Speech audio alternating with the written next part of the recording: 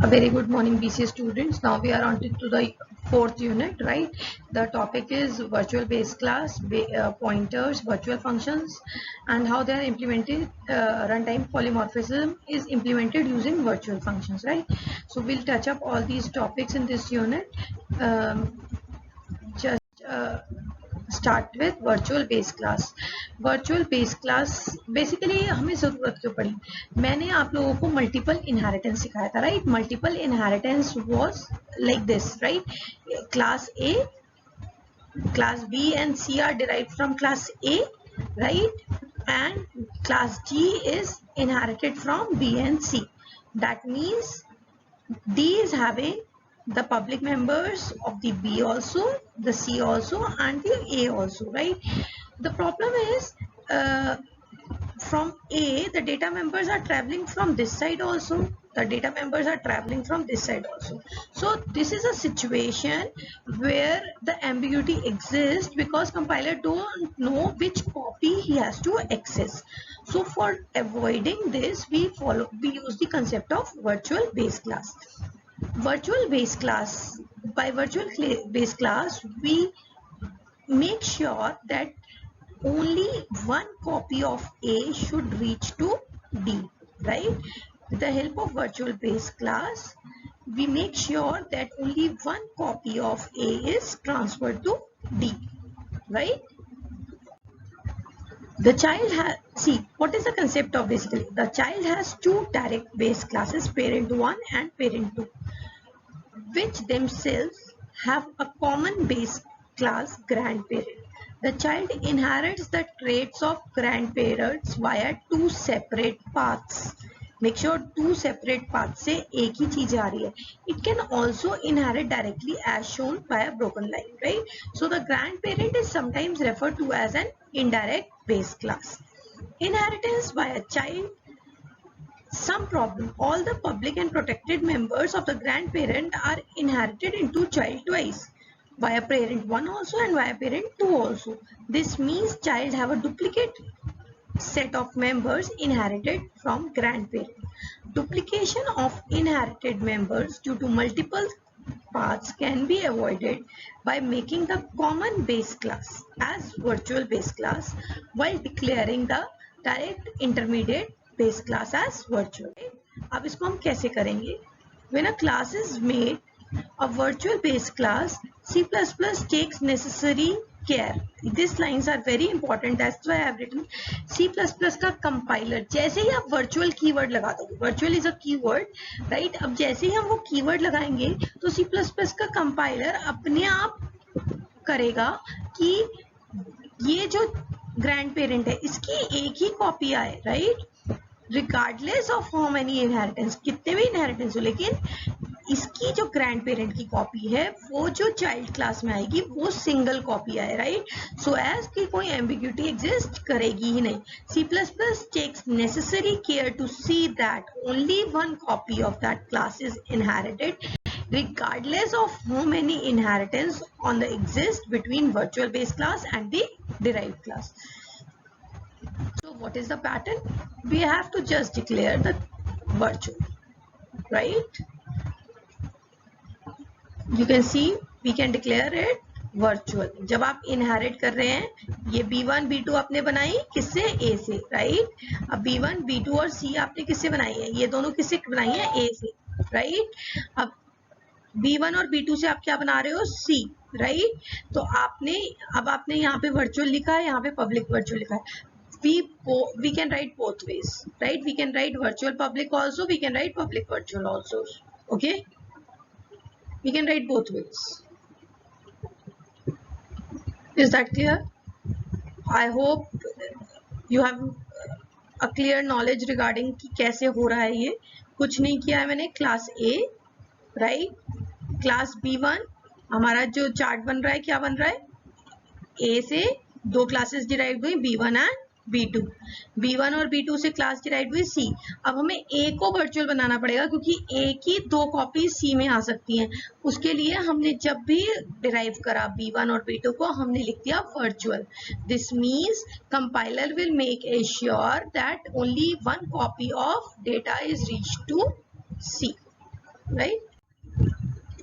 So this is just example कि compiler error कैसे show करेगा, राइट। क्लास ए आपने लिखा पब्लिक, यहाँ पे भी लिखा आपने class C public.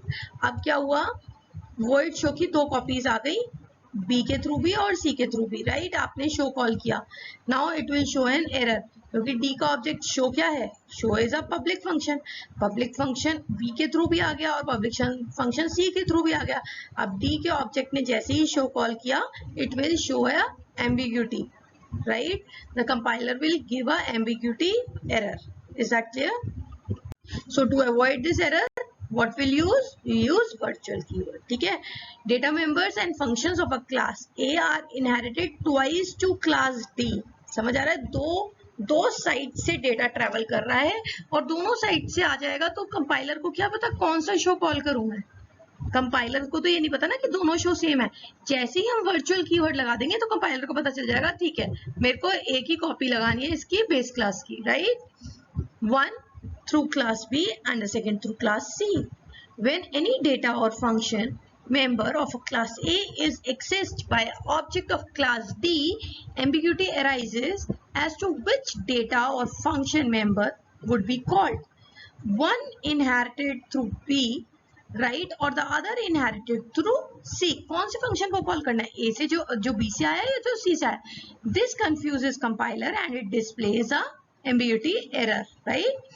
To resolve this ambiguity, when class A is inherited in both B and C, it is declared as virtual base class by placing a keyword virtual as virtual public के, देखो virtual ये मैंने तुम्हें बता दिया, या तो virtual public के लिखो या public virtual, both are same things. So virtual base classes offer a way to save space and avoid ambiguities in case of hierarchies that use multiple inheritance. Multiple inheritance के case में ये problem arise होती है। So this is again example, same example but with a different. अब हमने क्या कर दिया, अब हमने वर्चुअल कीवर्ड लगा दिया, right. This is a virtual keyword. Now cout A, कुछ भी नहीं, A की वैल्यू 10 है, वो प्रिंट कर देगा। This is a simple example, very simple example.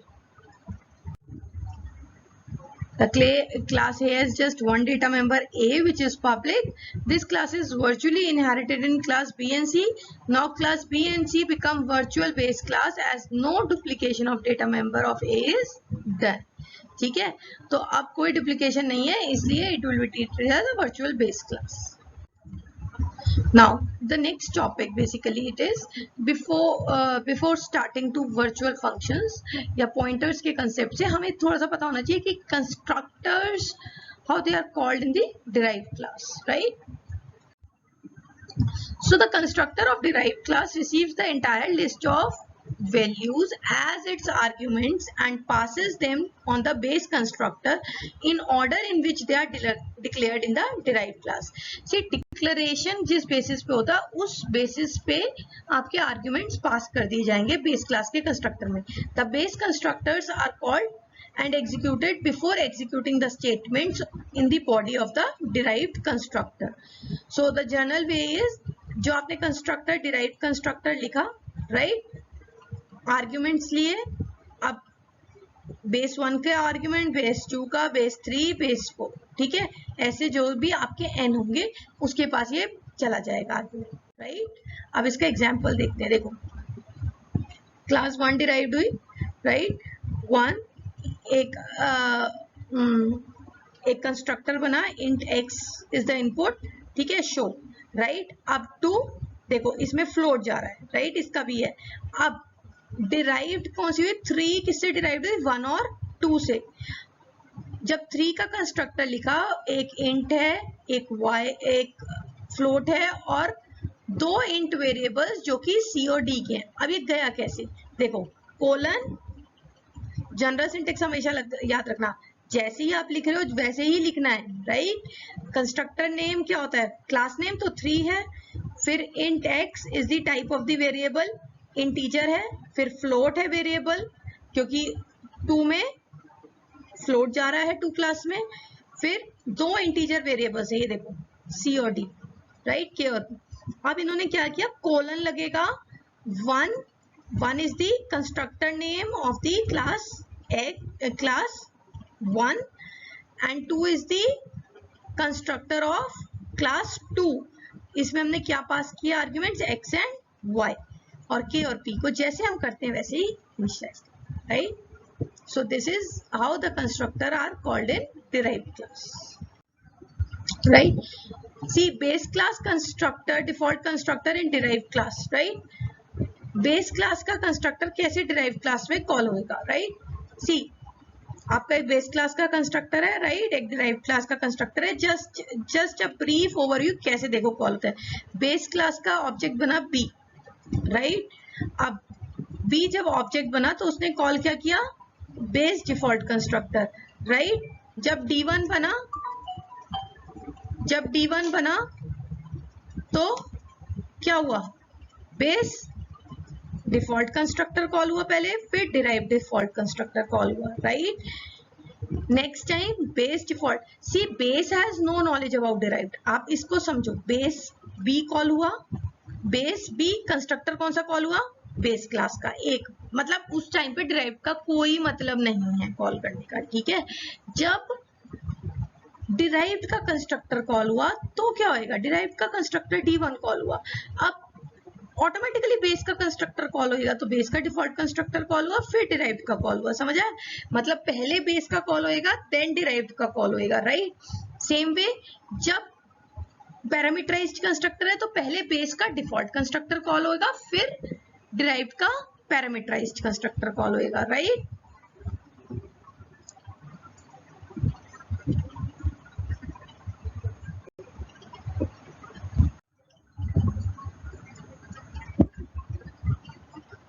This is when a based parameterized constructor and derived parameterized constructor, we are just passing the values. वही चीज करनी है हमने, कोलन लगा के बेस में वैल्यू पास करनी है, that's all. बेस में अगर हमने डेटा डालना है तो बेस में कोलन लगा के वैल्यू पास करिए, ये this is how we are passing value. This is how we are passing the value, right? तो डायरेक्टली यहाँ पे वैल्यू पास हुई, x की वैल्यू क्या हो गई, j में क्या है, वी हैव पास 10, राइट। तो डायरेक्टली वैल्यू पास हो गई 10, समझ आ रहा है। ऐसे ही y की वैल्यू भी क्या हो गई 10, इज दैट क्लियर। दोनों की वैल्यूज इस केस में क्या है, एक ही इंट पास हुआ है, दैट मीन्स दोनों की वैल्यूज 10 से इनिशियलाइज होंगी। नेक्स्ट एक कंसेप्ट आ जाता है, कई बार शॉर्ट नोट में आता है, what do you mean by a friend class, ठीक है। एक शॉर्ट नोट आता है, फ्रेंड फंक्शंस हम बहुत कर चुके हैं, हम अभी तक फ्रेंड फंक्शन की प्रोग्रामिंग भी कर चुके हैं, राइट। तो एक कंसेप्ट कई बार आ जाता है कि फ्रेंड क्लास क्या होती है, ठीक है। A friend class can access all the private and protected members of other class, ठीक है। In order to access the private and protected member of a class into friend class, we must pass on object of a class to the member function of the friend class. हमने क्या किया, object को पास करेंगे to the friend function, to the member function of the friend class. Point क्या है, friend function या friend class का concept हम यूज क्यों नहीं करते, because it is violating the concept of data security and oops concept, right. तभी जब हमने जावा किया था तो हमने फ्रेंड फंक्शन या फ्रेंड का कंसेप्ट ही हटा दिया था, क्लियर है। तो इट इज अ कंसेप्ट जो आपको सिर्फ C++ में ही यूज करना है, बिकॉज ये वायलेट कर रहा है ऑब्जेक्ट ओरिएंटेड प्रोग्रामिंग कंसेप्ट को, right. So following are the some few points about friend function and friend classes. Friend should be used for limited purpose, I was very clear कि आपको कोशिश करनी है कि बहुत लिमिटेड पर्पस के लिए यूज किया जाए। टू मेनी फंक्शंस और external classes are declared as friends of the class with protected और private data, it lessens the value of encapsulation. हमारा जो ऑब्जेक्ट ओरिएंटेड का कंसेप्ट इनकैप्सुलेशन है, उसकी हम वर्क को डिफीट कर रहे हैं अगर हम फ्रेंड फंक्शंस इतने बना रहे हैं of separate classes in object oriented programming. Friendship is not mutual, right, mutual नहीं है। अगर A B का फ्रेंड है, right, if A is a friend of B, that does not mean B is also the friend of A.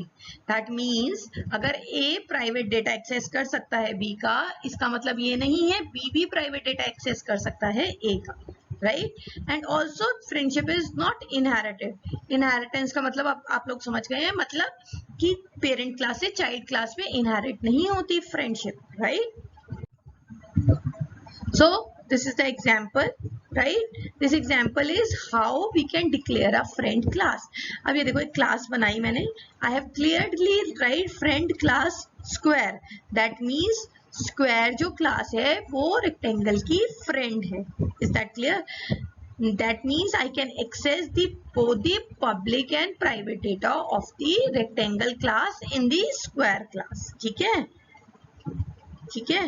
अब ये देखो square बनाया, जैसे ही मैं एस, ये देखो यहाँ पे कुछ नहीं है, यहाँ पे रेक्टेंगल एक कंस्ट्रक्टर लिया है, एल और बी की वैल्यूज इनिशियलाइज करी है, स्क्वायर में एक वेरिएबल एस लिया है, एस को कंस्ट्रक्टर के थ्रू इनिशियलाइज करा है.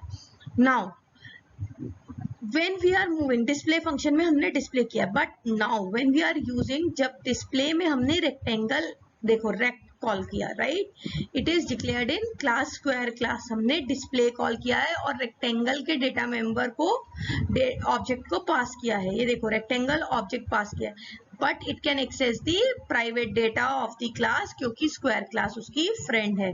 That's why I can write rect dot L and rect dot B. मतलब लेंथ और ब्रेड को एक्सेस कर पा रहा है रेक्टेंगल क्लास की, because square is the friend. Is that clear? Next आता है पॉलीमॉर्फिज्म का कंसेप्ट. अब हम पॉलीमॉर्फिज्म तो कर चुके हैं, मतलब कंपाइल टाइम पॉलीमॉर्फिज्म क्या होता है, फंक्शन ओवरलोडिंग क्या होता है, ऑपरेटर ओवरलोडिंग होता है. हमने 2 या 3 बार ये कंसेप्ट रिवाइज कर चुके हैं कि कंपाइल टाइम पॉलीमॉर्फिज्म क्या होता है, राइट. कंपाइल टाइम पॉलीमॉर्फिज्म वो होता है जब हम डिसीजन बहुत पहले ले लेते हैं कंपाइल टाइम पे, और जब हम डिसीजन डिले कर देते हैं टिल रन टाइम. तो अब हम पढ़ेंगे रन टाइम पॉलीमॉर्फिज्म, जब हमने डिसीजन डिले कर दिया है.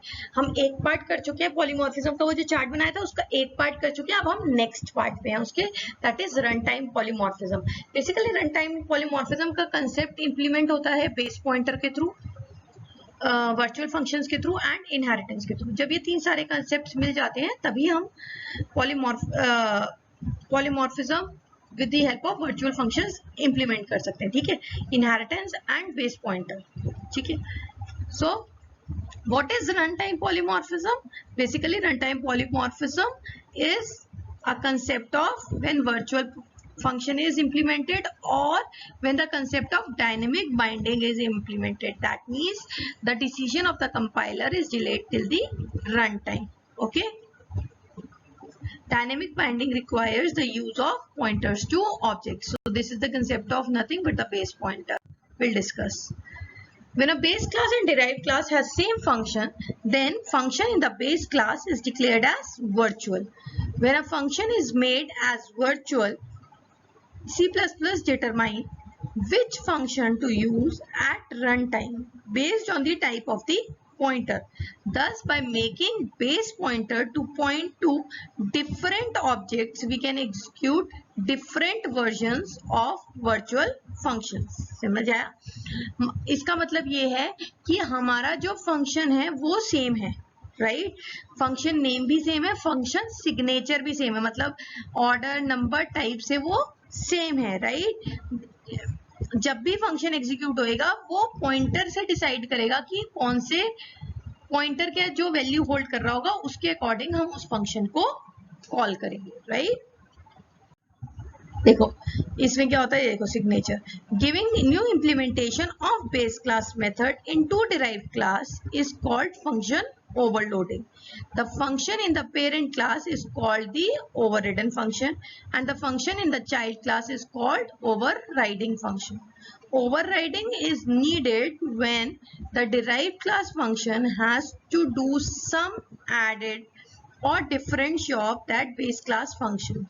ठीक है, आपको कोई एक्स्ट्रा टास्क करना है जो बेस क्लास में ऑलरेडी डिफाइंड है, प्लस कुछ अपना ऐड करना है, तब आप वर्चुअल फंक्शंस का कंसेप्ट यूज करते हो, right.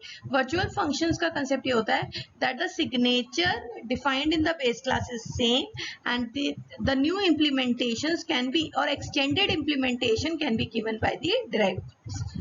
Signature of the base class method and the derived class must be same. Signature involves number of arguments type of arguments and sequence of arguments, number, order and type. जो हमने function overloading में कहा था different होते हैं, इसमें सब चीज सेम होगी, right. Before I start to virtual functions, अब पहले हमें पता होना चाहिए पॉइंटर क्या होता है. A pointer is a variable that stores the memory address of another variable. तो पॉइंटर क्या है, एक वेरिएबल है जो कि दूसरे एड्रेस को स्टोर करता है. Every byte in memory is given a unique address. The name of the variable is the location name given by the byte in the program. The address of the variable is the location number of the first byte occupied by the variable. This address can never be negative and usually a very large number. तो क्या है pointer, क्या है pointer, तो हम बहुत पढ़ चुके हैं. कुछ नहीं है, एक एड्रेस है, उसकी फर्स्ट बाइट से हमें डेटा को एलोकेट एड्रेसेस है. अगर पॉइंटर हमेशा 2 बाइट्स का होता है, चाहे वो इंटीजर पॉइंटर हो चाहे कैरेक्टर, क्योंकि एड्रेस है वो, समझ आया. एड्रेस हमेशा इंटीजर ही होता है और इंटीजर हमेशा 2 बाइट्स ही लेता है. ये नहीं होगा कि करेक्टर पॉइंटर है तो 1 बाइट लेगा ना. Pointer always takes 2 bytes, right. So advantages of using pointers. Pointers allow direct access to individual bytes in the memory. Thus data in the memory is accessed faster than through ordinary variables. This speed up the execution of the programs. Pointers allow direct access to output devices like the monitor. This speeds up the programs that are graphics intensive. Pointers allow the program to allocate memory dynamically only when required help of the new operator. They also allow the program to free the memory wherever when no longer required, when it is not required, right. This is done with the help of delete pointer. New और delete हम पढ़ चुके हैं. जो dynamic memory के लिए new से allocate हुई थी वो delete से delete हो जाएगी, right.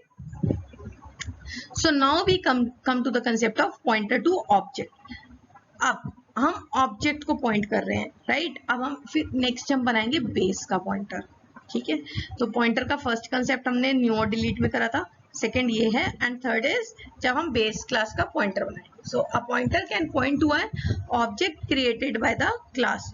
Object pointers are useful in creating object at run time. We can use the object pointer to access the public members of an object. Consider a class item defined as follows. Class item एक code है, like public get and show call किया है. अब आपने item x declare करा, right. अब आपने this is a pointer that holds the address of the object. एक item x बनाया, अब इस का पॉइंटर है, समझ आ रहा है, ये ऑब्जेक्ट का एड्रेस होल्ड कर रहा है, right. The pointer ptr is initialised with the address of x. ptr is a pointer that points to item type of object. I repeat, ptr is a pointer that points to the item type of object, ठीक है, with the address of x. We can refer to the member of the item in 2 ways. One by the dot operator and the object, and the other way is arrow operator, ठीक है. arrow operator के through call कर सकते हैं या dot operator. So with the help of this we are calling the ptr show function, right. अब we have just completed. See, हमने base बना लिया है, हमें ये पता चल गया पॉइंटर क्या होता है, हमें ये पता चल गया वर्चुअल बेस क्लास कंस्ट्रक्टर्स पता चल चुके हैं. अब हमारा जो मेन मोटिव है रन टाइम पॉलीमॉर्फिज्म का, will move in the next video, right. हम नेक्स्ट वीडियो में डिस्कस करेंगे कि ये जो पॉइंटर है ये बेस के क्लास के लिए कैसे बनाना है, राइट. फिर हम बेस पॉइंटर बनाएंगे. हमें इनहेरिटेंस का कंसेप्ट आता ही है, will use the concept of inheritance. And the third concept जो हम इतने टाइम से पढ़ रहे हैं कि वर्चुअल तो पढ़ लिया हमने, कीवर्ड की वर्चुअल बेस क्लास भी बना लिया अब हम कंसेप्ट करेंगे वर्चुअल फंक्शन का, ठीक है. तो ये 3 कंसेप्ट्स मिलके रन टाइम पॉलीमॉर्फिज्म को इंप्लीमेंट करेंगे. See, I have just shortened the time of video, so in the next video will continue with the same slide, ठीक है. हम क्या करेंगे, अब हम नेक्स्ट स्लाइड क्या करेंगे, बेस से स्टार्ट करेंगे, ठीक है. अभी तक यहाँ तक कोई भी डाउट है, you can ask me any time. I'll be happy to answer your questions, right. Just see, every topic is important and every topic has a individual importance in the university exams. See, जैसे virtual based class है, virtual based class का direct question आता है.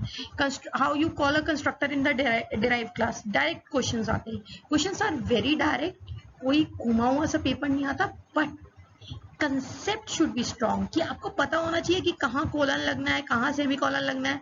अगर हम derive class के constructor के through base class का कंस्ट्रक्टर को पैरामीटर पास करना है तो हमें कोलन लगाना होता है, हमें सेमी कोलन या कोई स्कोप रेजोल्यूशन ऑपरेटर नहीं लगाना. तो वो चीजें हमें दिमाग में क्लियर रखनी है, right? Okay, so in the next class we'll just wind up with the unit 4 with base pointer and runtime polymorphism. Thank you. Have a nice day.